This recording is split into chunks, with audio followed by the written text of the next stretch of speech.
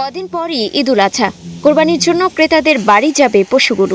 এজন্য শেষ সময়ের পরিচর্যায় ব্যস্ত সময় পার করছেন খামারিরা। নারায়ণগঞ্জের রূপগঞ্জের এই ডেইরি ফার্মে কোরবানির জন্য এবার প্রস্তুত করা হচ্ছে শতাধিক গরু। এসব পশুকে হৃষ্টপুষ্ট করতে নির্ভর করা হয়েছে দেশীয় গোখাদ্যের উপর। গরুগুলোর সুস্বাস্থ্য রক্ষায় নেওয়া হয়েছে চিকিৎসকের পরামর্শ। এছাড়া নিয়মিত যোগাযোগ রাখা হয়েছে জেলা প্রাণী সম্পদ অফিসে। আমাদের খামারে 300+ গরু আছে।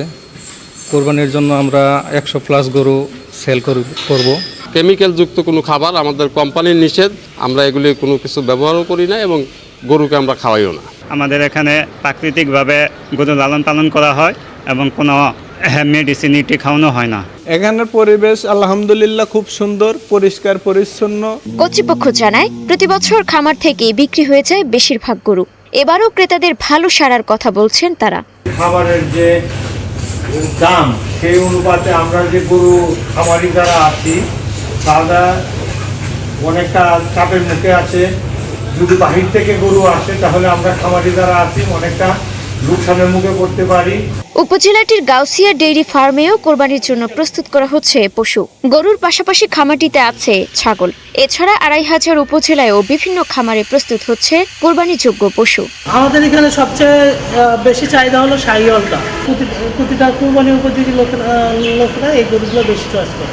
উপজেলা প্রাণী সম্পদ কর্মকর্তা জানায় সুস্থ পশু বাজারজাতকরণে নজরদারি রাখছেন তারা।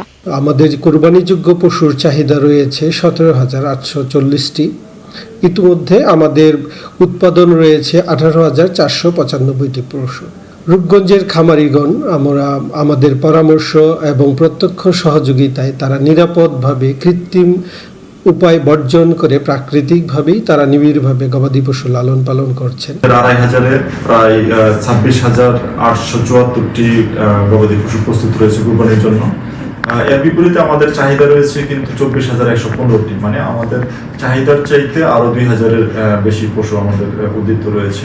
প্রাণী সম্পদ বিভাগের তথ্য অনুযায়ী এবছর রূপগঞ্জে কোরবানিযোগ্য গরু আছে 18,495টি, আর 2,500-এ আছে 26,874টি কোরবানির পশু। Desk report, star news.